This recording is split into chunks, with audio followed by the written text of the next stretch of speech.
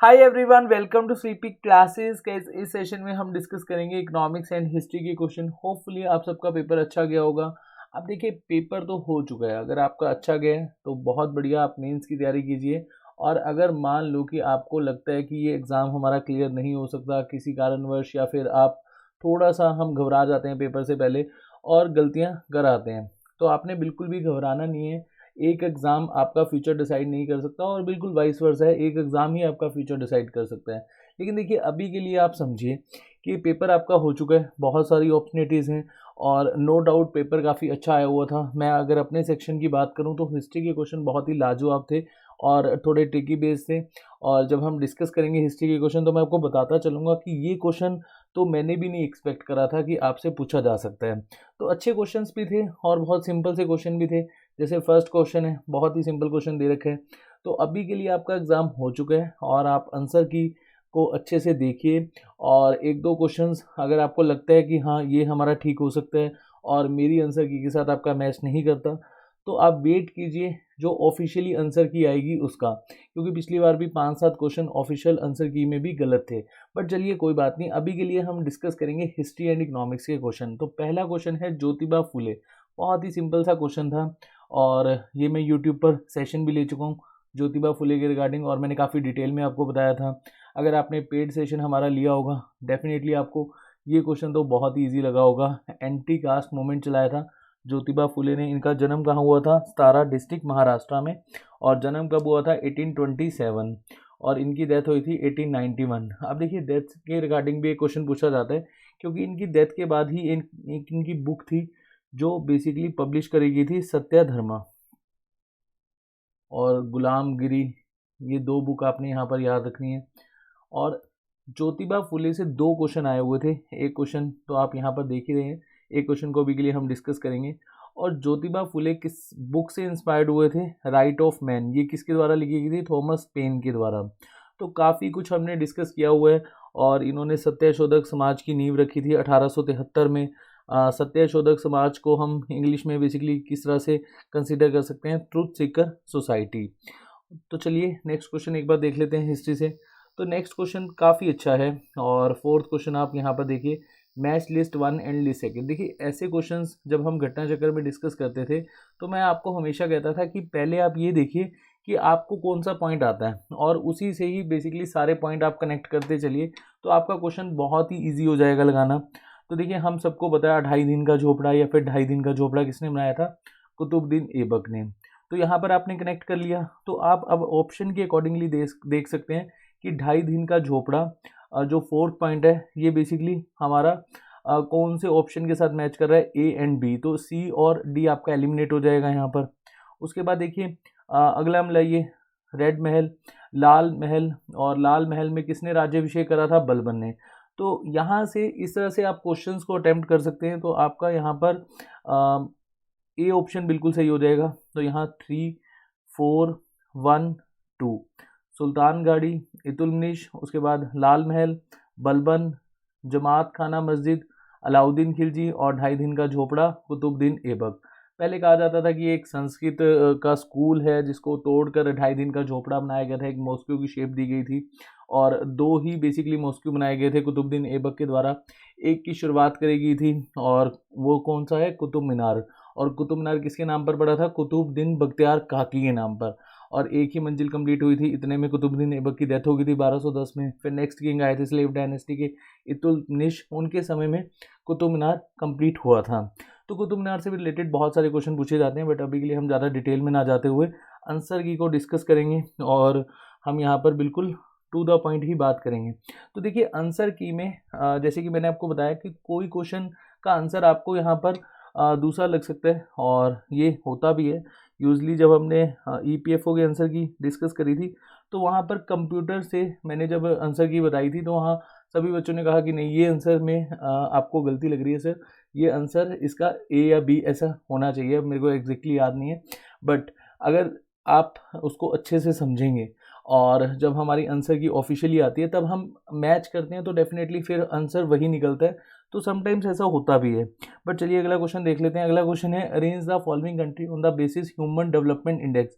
Hopefully ये question current affair वाले ma'am ने करवा दिया होगा, बट चलिए हम भी डिस्कस कर लेते हैं, काफ़ी अच्छा क्वेश्चन है और करंट अफेयर या फिर इकोनॉमिक्स से रिलेटेड ये क्वेश्चन है। तो देखिए यहाँ पर ह्यूमन डेवलपमेंट इंडेक्स 2022, अब यहाँ हम गलती क्या करते हैं, फर्स्ट सेकंड थर्ड याद कर लेते हैं और इंडिया का नंबर याद कर लेते हैं और बस हमको लगता है कि अब हम इस क्वेश्चन को अटेम्प्ट कर लेंगे। तो टॉप 5 आप जरूर पढ़ा करो। अगर आपने टॉप 5 पढ़ा होगा तो डेफिनेटली ये क्वेश्चन आपके लिए अटेम्प्ट करना ईजी हो जाएगा, क्योंकि यहाँ पर टॉप 5 में कौन सा है, हांगकांग, तो 5th नंबर पे है हांगकांग। अब यहाँ पर थर्ड से कौन सा ऑप्शन स्टार्ट हो रहा है, सी, आगे हमें जाने की ज़रूरत ही नहीं है। और वैसे मैं आपको बता दूं 6 पे है ऑस्ट्रेलिया, उसके बाद Japan I think 19th number पे है, इसको एक बार आप क्रॉस चेक कर लेना। रशिया 45 या 47 नंबर पे है।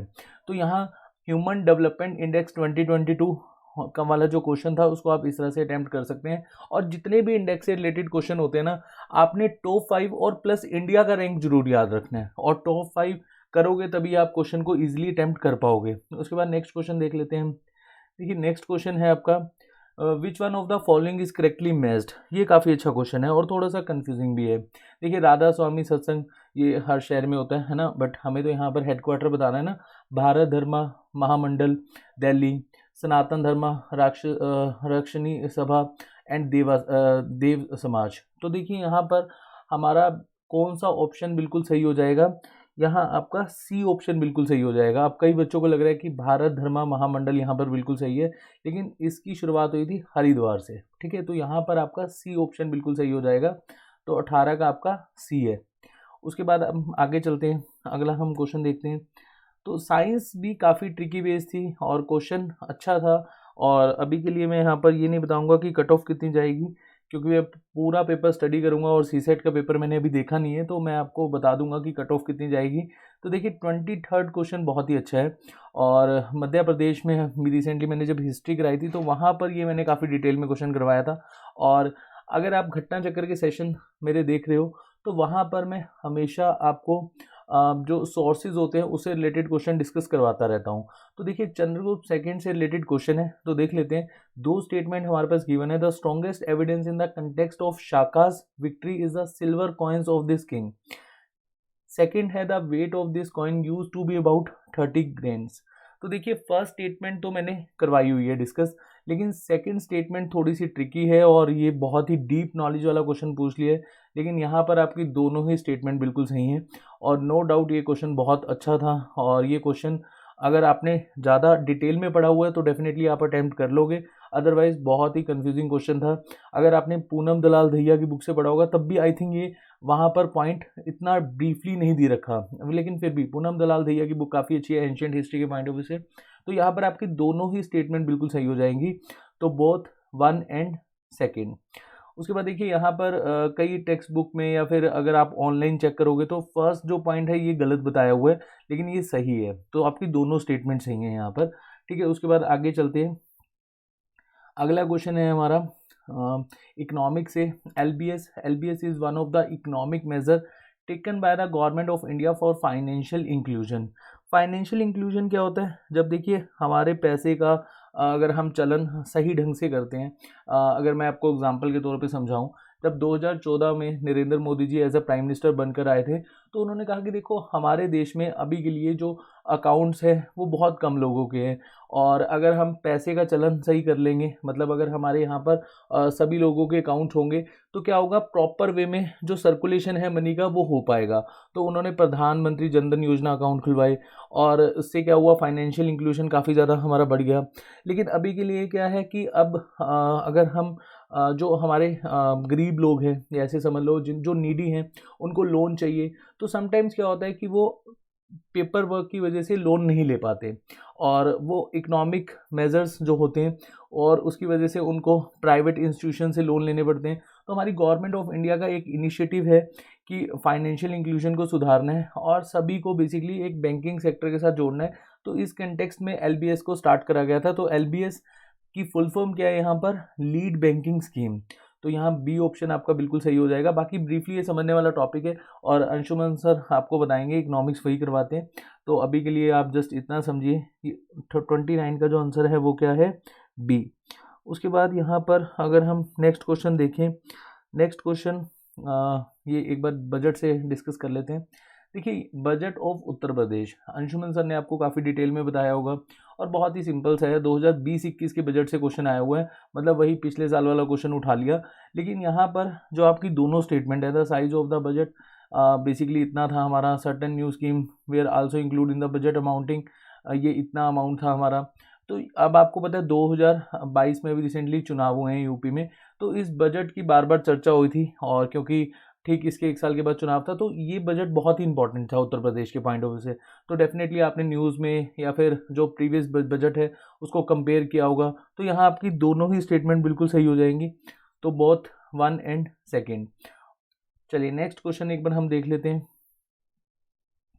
उसके बाद नेक्स्ट क्वेश्चन है हमारा मैच लिस्ट 1 एंड लिस्ट 2। बहुत ईजी क्वेश्चन है और यहाँ पर आपको सारा क्वेश्चन पढ़ने की ज़रूरत ही नहीं है, और मैंने यूट्यूब पर रामानुजन जी के बारे में काफ़ी डिटेल में बताया था, और रामानुजन जी की फिलोसफी क्या थी, विश्व विद्वैत, ठीक है, विश्व अद्वैत सॉरी, तो ये फिलोसफी इन्होंने दी थी। और अगर हमने यहाँ पर इसको कनेक्ट कर दिया तो ऑप्शन डी हमारा बिल्कुल सही हो जाएगा, आगे हमें पढ़ने की ज़रूरत ही नहीं है।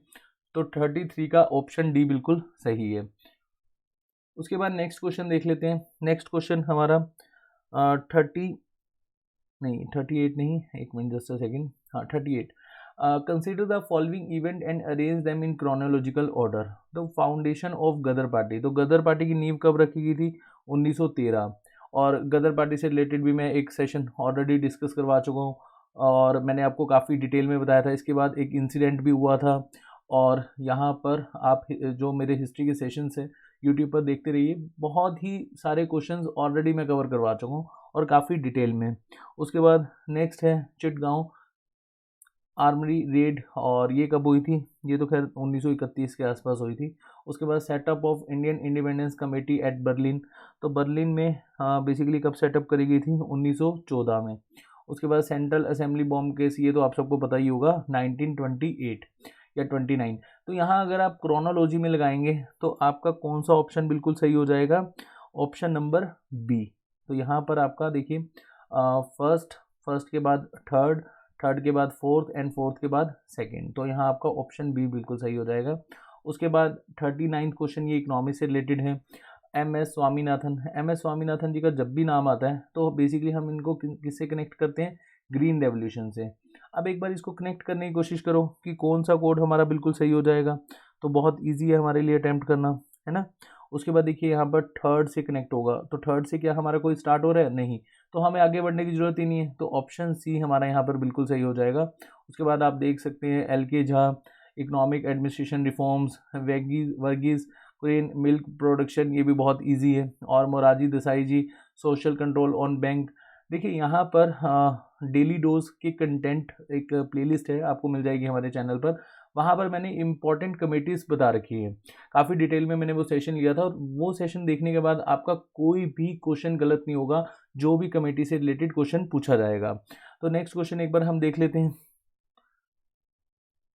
नेक्स्ट क्वेश्चन है हमारा 42। Poverty is regarded as a social problem which was the outcome of the survey research on poverty in London, who was the scholar of this research, ठीक है। तो यहाँ पर भी बच्चों ने गलती करी, और यहाँ आपका ऑप्शन डी बिल्कुल सही होगा, चार्ल्स बूथ।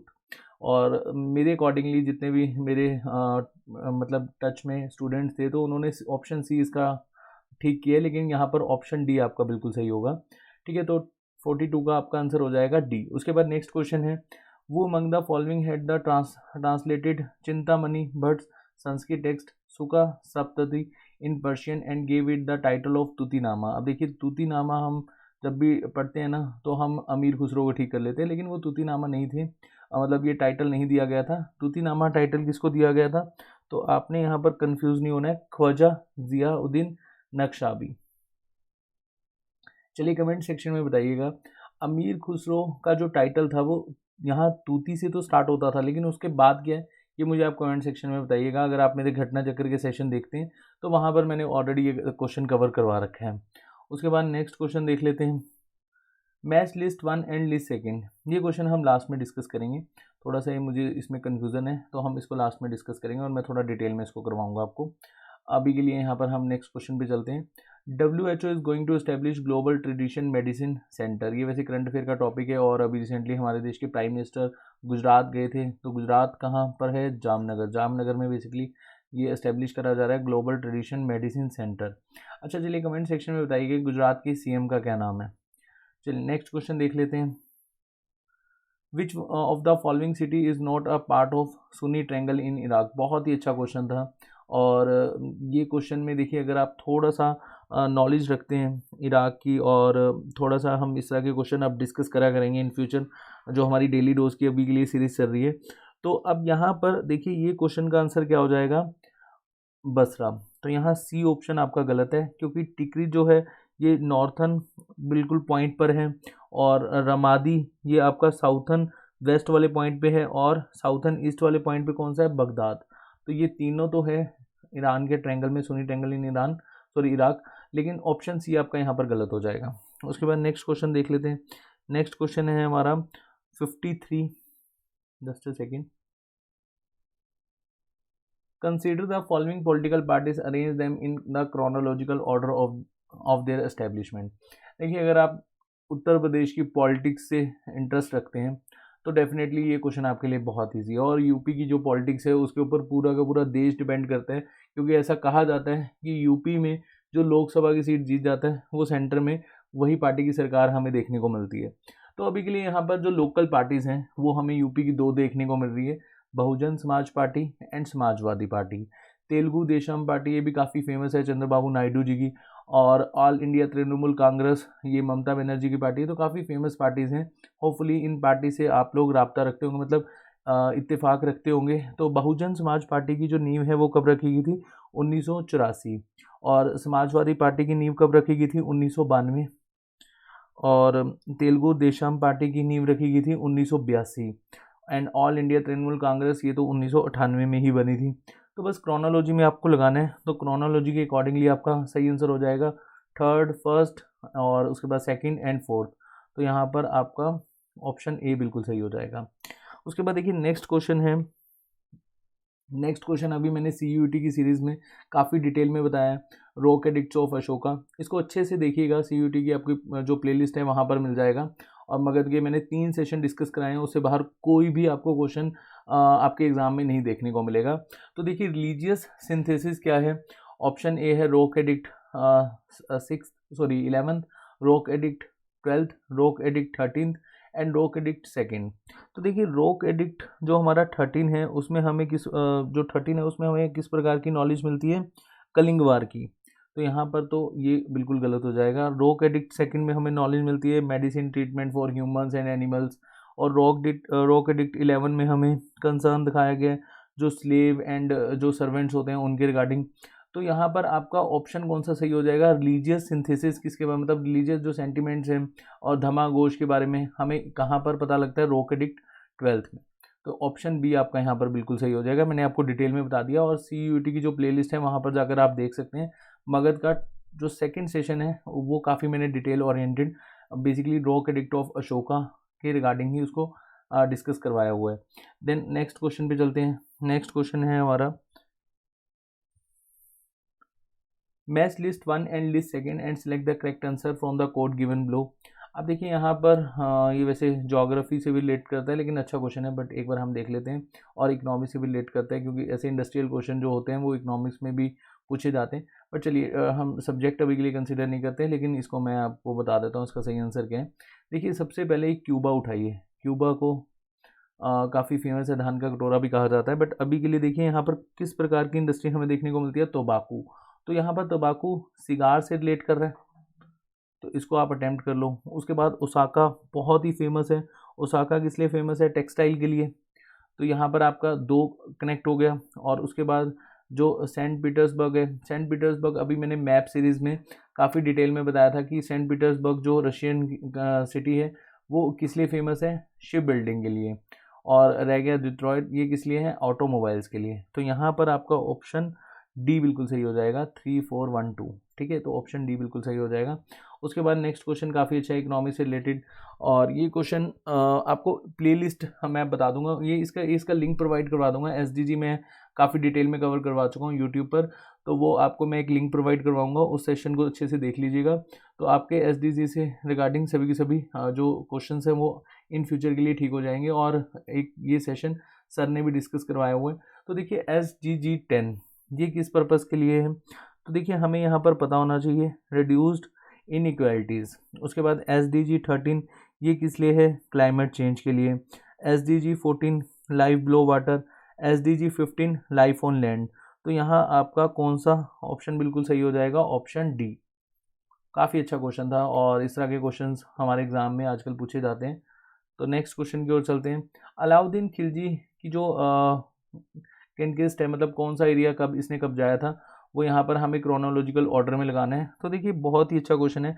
रणथंभौर कब्जाया था 1301 में, और गुजरात सबसे पहले कब्जाया था 1299 में, वरंगल ये 1308 में, और चित्तौड़ 1303 में। बस अब आपको यहाँ पर क्रोनोलॉजी में लगाना है 2 1 4 3, तो ऑप्शन सी आपका यहाँ पर बिल्कुल सही हो जाएगा। काफ़ी अच्छा क्वेश्चन है, ऐसे क्वेश्चन पूछे जाते हैं, और ये अगर आपने पेड कोर्स अगर हमारा बाय किया होगा तो डेफिनेटली ये क्वेश्चन आपके लिए इजी होगा लगाना। वन डिस्ट्रिक्ट वन प्रोडक्ट, अभी यूपी का जो वन डिस्ट्रिक्ट वन प्रोडक्ट काफ़ी ज़्यादा न्यूज़ में था। और देखिए अगर आप यूपी की तैयारी कर रहे हैं और यूपी के स्टेट पीसीएस के दे रहे हैं, तो डेफिनेटली ऐसे क्वेश्चंस तो बनते भी हैं। तो एक बार हम देख लेते हैं। गौतम बुद्ध नगर रेडीमेड गारमेंट, ये बिल्कुल सही है। अमेठी मूंज प्रोडक्ट, ये भी बिल्कुल सही है। आगरा लेदर प्रोडक्ट, ये भी बिल्कुल सही है। लेकिन जो बागपत है, यहाँ पर वुडन टॉयज ना आकर क्या आना था, यहाँ पर आपका आना था हाउस फर्निशिंग या फिर होम फर्निशिंग।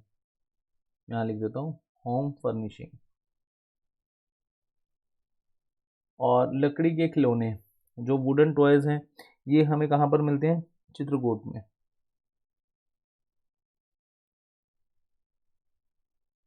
उसके बाद नेक्स्ट क्वेश्चन है हमारा 64, काफ़ी अच्छा क्वेश्चन है ये भी। अब ये क्वेश्चन कंफ्यूजिंग है, ऐसे क्वेश्चन हम लोग ज़्यादा अटैम्प्ट नहीं करते हैं, बट चलिए देखते हैं, क्रोनोलॉजिकल ऑर्डर में लगाने की कोशिश करते हैं हम। यहाँ पर बिदारा का बैटल तो सबको पता है 1759, और ये मैं कई बार घटना चक्कर में भी डिस्कस करवा चुका हूँ। इसके बाद ही बेसिकली मीर जाफ़र को नवाब पद से हटाया गया था, और डच ईस्ट इंडिया कंपनी यहाँ पर हारी थी। ब्रिटिश ईस्ट इंडिया कंपनी का हमें डोमिनेंस देखने को मिला था बैटल ऑफ बिदारा में। अब बैटल ऑफ बिदारा डिसाइडिंग फैक्टर था कि बंगाल में कौन रूल करेगा। उसके बाद बैटल ऑफ मुदुकी 1845 में हुई थी। बैटल ऑफ पोर्ट नोवो, ये भी बहुत फेमस बैटल है, 1781। और बैटल ऑफ शकरखेड़ा, तो ये जो शकरखेड़ा है ये कब हुई थी, 1724 आई थिंक, यहाँ पर हाँ 1724 बिल्कुल सही है। तो देखिए आपको यहाँ पर क्रोनोलॉजी में लगाना है, तो क्रोनोलॉजी के अकॉर्डिंगली आपका कौन सा ऑप्शन बिल्कुल सही हो जाएगा, option number B, third fourth, उसके बाद आपका आएगा सेकंड फर्स्ट, ठीक है, आपका बी ऑप्शन बिल्कुल सही हो जाएगा। नेक्स्ट क्वेश्चन देख लेते हैं। नेक्स्ट क्वेश्चन है आपका 71, अच्छा यहाँ पर 69 एक क्वेश्चन है, हड़प्पा संस्कृति 68। Indus valley civilization the figure और model of boat are found. तो देखिए यहाँ पर वैसे लोथल होना था आपका आंसर, लेकिन लोथल यहाँ पर अकेला नहीं दिया हुआ, तो मोहनजोदारो और लोथल, सी ऑप्शन आपका बिल्कुल सही हो जाएगा। उसके बाद नेक्स्ट क्वेश्चन है आपका 71, 71 नहीं, ये तो साइंस से रिलेटेड क्वेश्चन है, बट इसका आंसर ऐसे बहुत डीजल एंड पेट्रोल इंजन है, कार्बोरेटर यूज़ करा जाता था इंडियन इंजन में, diesel and petrol engine. But चलिए हमारा क्वेश्चन नहीं है, इसका आंसर मैम ने बता दिया होगा आपको।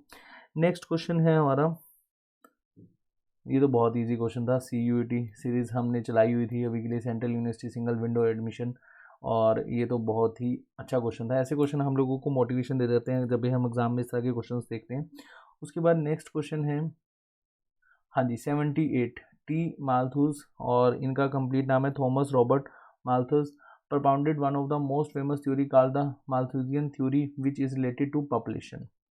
यहाँ पर ऑप्शन बी आपका बिल्कुल सही हो जाएगा। उसके बाद नेक्स्ट क्वेश्चन है, in which of the following stupas the feature of a platform with Aryaka pillar are found. देखिए यहाँ पर ना आपके दो ऑप्शन मैं बता रहा हूँ, ये थोड़ा सा कंफ्यूजिंग क्वेश्चन है। एक है नागार्जुना कोंडा और एक है अमरावती। वैसे मोस्ट अप्रोप्रिएट आंसर आपका अमरावती है, लेकिन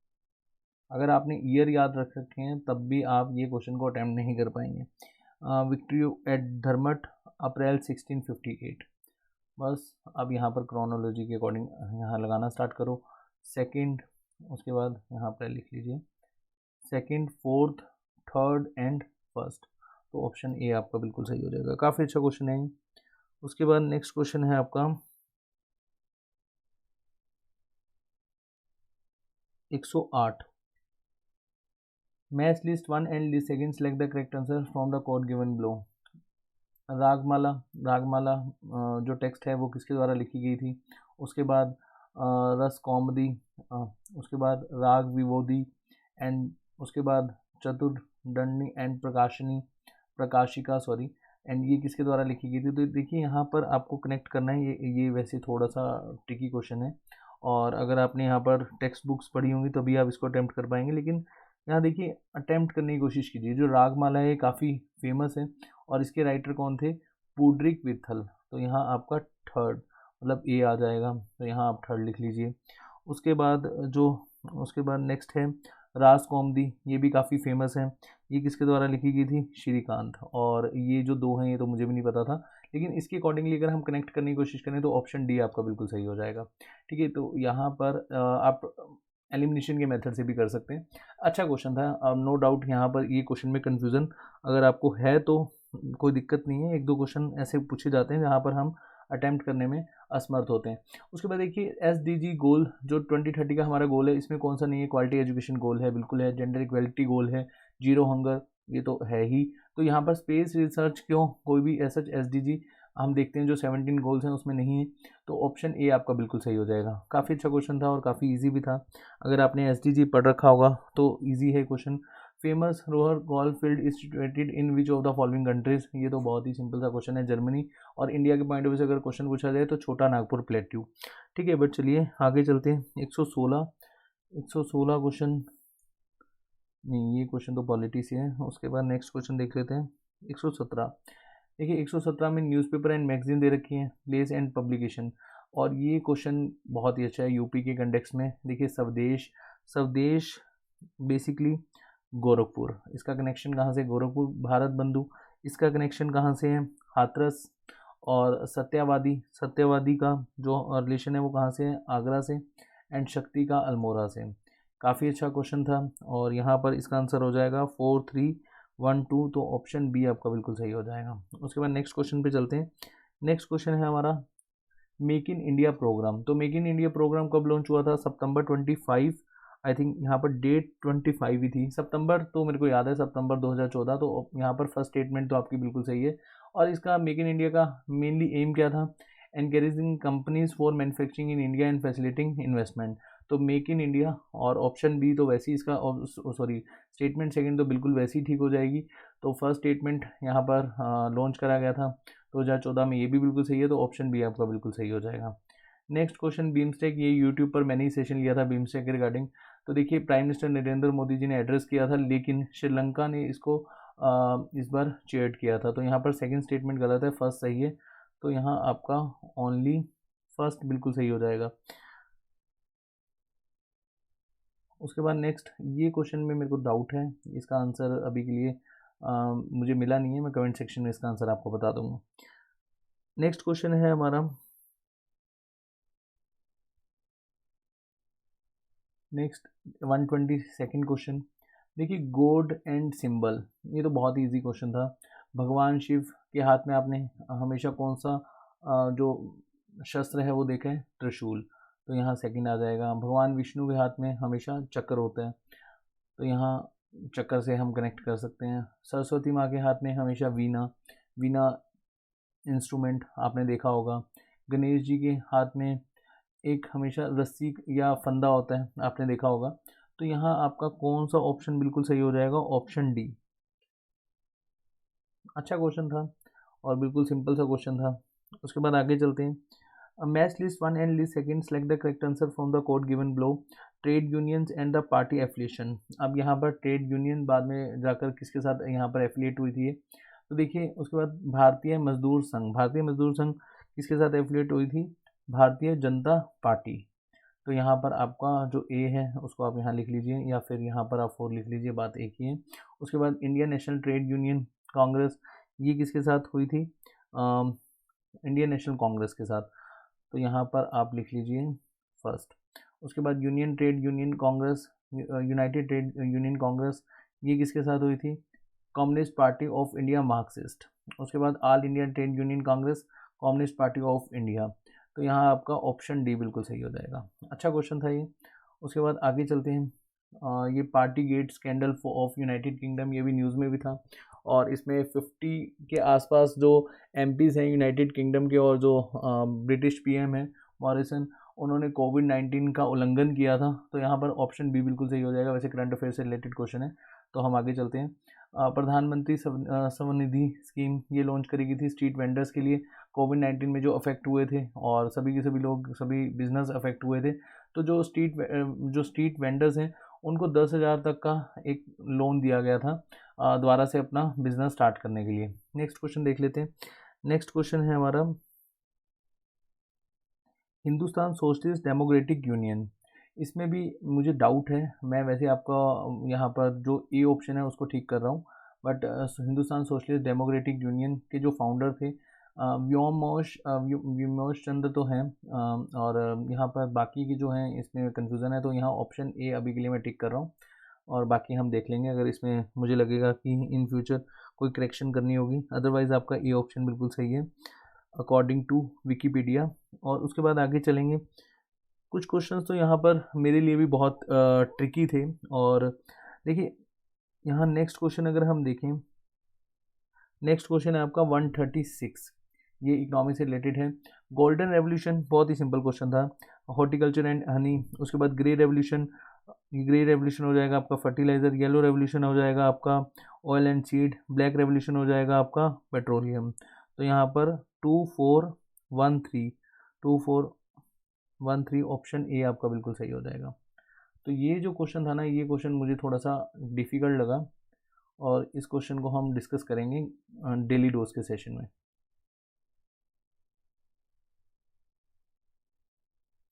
नेक्स्ट क्वेश्चन जो है आपका वो है 143, sorry. UNDP has identified the following categories of poverty, which one is correct? तो income poverty and human poverty दोनों ही कंसर्न है, तो यहाँ पर ऑप्शन सी आपका बिल्कुल ठीक हो जाएगा, बोथ ए एंड बी। काफ़ी अच्छा क्वेश्चन था ये। उसके बाद 145 जल जीवन मिशन स्कीम, ये यूनियन बजट के कौन से उसमें डिक्लेयर करी गई थी, 2020-21 या फिर 2021-22? तो यहाँ पर आपका 2021-22 बिल्कुल ठीक हो जाएगा, ऑप्शन ए।